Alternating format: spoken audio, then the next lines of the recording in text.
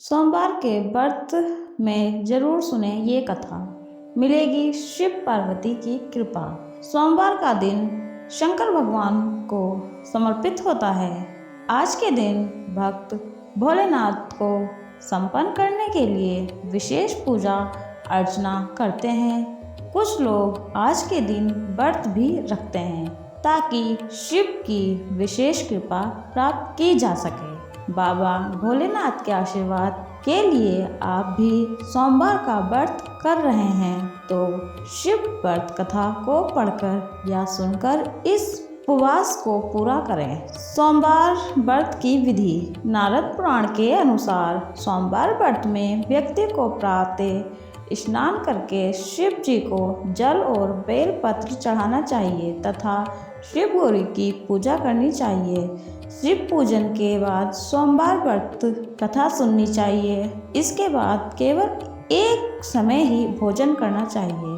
साधारण रूप से सोमवार का व्रत दिन के तीसरे तक होता है, मतलब शाम तक रखा जाता है।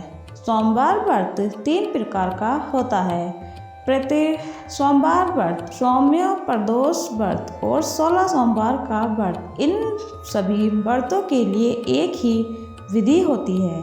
सोमवार की व्रत कथा। एक समय की बात है, किसी नगर में एक साहूकार रहता था। उसके घर में धन की कोई कमी नहीं थी, लेकिन उसकी कोई संतान नहीं थी। इस कारण वह बहुत दुखी था। पुत्र प्राप्ति के लिए वह प्रत्येक सोमवार व्रत रखता था और पूरी श्रद्धा के साथ शिव मंदिर जाकर भगवान शिव और पार्वती जी की पूजा करता था। उसकी भक्ति देखकर एक दिन माँ पार्वती प्रसन्न हो गई और भगवान शिव से उस साहूकार की मनोकामना पूर्ण करने का आग्रह किया। पार्वती जी की इच्छा सुनकर भगवान शिव ने कहा कि हे पार्वती, इस संसार में हर प्राणी को उसके कर्मों का फल मिलता है और जिसके भाग्य में जो हो उसे भोगना ही पड़ता है। लेकिन पार्वती जी ने साहूकार की भक्ति का मान रखने के लिए उसकी मनोकामना पूर्ण करने की इच्छा जताई। माता पार्वती के आग्रह पर शिव जी ने साहूकार को पुत्र प्राप्ति का वरदान तो दे दिया, लेकिन साथ ही यह भी कहा कि उसके बालक की आयु केवल 12 वर्ष होगी। माता पार्वती और भगवान शिव की बातचीत को साहूकार सुन रहा था। उसे ना तो इस बात की खुशी थी और ना ही दुख। वह पहले की भांति शिवजी की पूजा करता रहा। कुछ समय के बाद साहूकार के घर एक पुत्र का जन्म हुआ। जब वह बालक 11 वर्ष का हुआ तो उसे पढ़ने के लिए काशी भेज दिया गया। साहूकार के पुत्र के मामा को बुलाकर उसे बहुत सारा धन दे दिया और कहा कि तुम इस बालक को काशी विद्या प्राप्ति के लिए ले जाओ और मार्ग में यज्ञ कराना। जहाँ भी यज्ञ कराओ वहाँ ब्राह्मणों को भोजन कराते और दक्षिणा देते हुए जाना।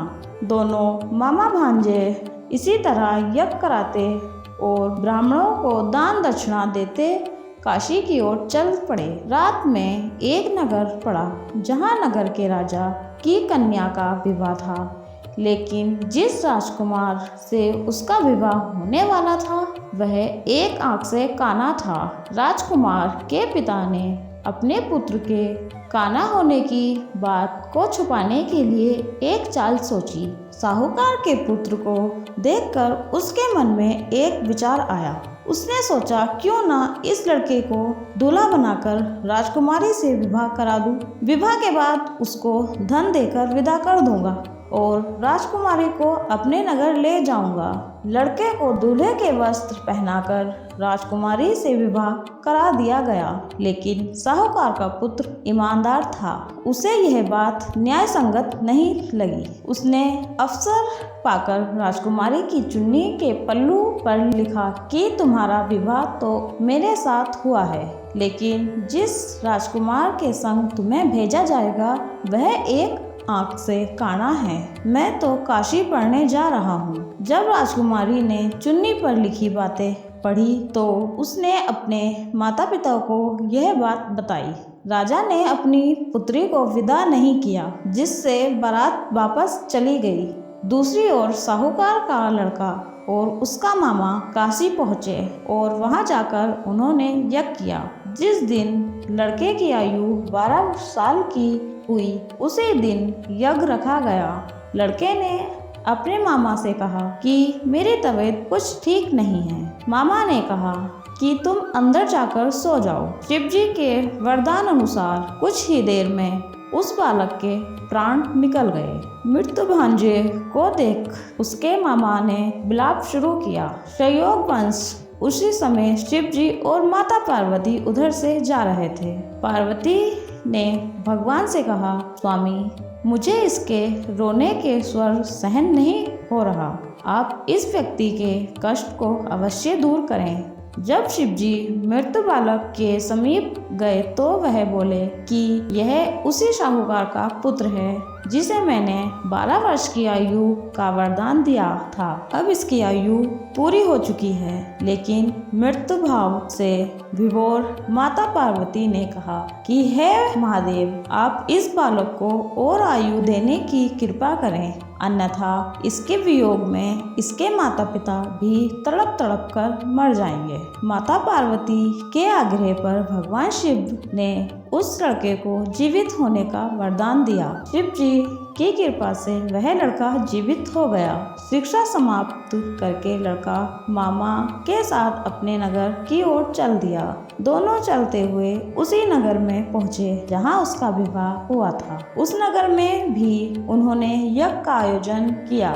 उस लड़के के ससुर ने उसे पहचान लिया और महल में ले जाकर उसकी खातिरदारी की और अपनी पुत्री को विदा किया। इधर साहूकार और उसकी पत्नी भूखे प्यासे रहकर बेटे की प्रतीक्षा कर रहे थे। उन्होंने प्रणय कर रखा था कि यदि उन्हें अपने बेटे की मृत्यु का समाचार मिला तो वह भी प्राण त्याग देंगे, परंतु अपने बेटे के जीवित होने का समाचार पाकर वह बेहद प्रसन्न हुए। उसी रात भगवान शिव ने व्यापारी के सपने में आकर कहा, हे श्रेणी, मैंने तेरे सोमवार के व्रत करने और व्रत कथा सुनने से प्रसन्न होकर तेरे पुत्र को लंबी आयु प्रदान की है। इसी प्रकार जो कोई सोमवार व्रत करता है या कथा सुनता है और पढ़ता है, उसके सभी दुख दूर होते हैं और समस्त मनोकामनाएं पूर्ण होती हैं। धन्यवाद।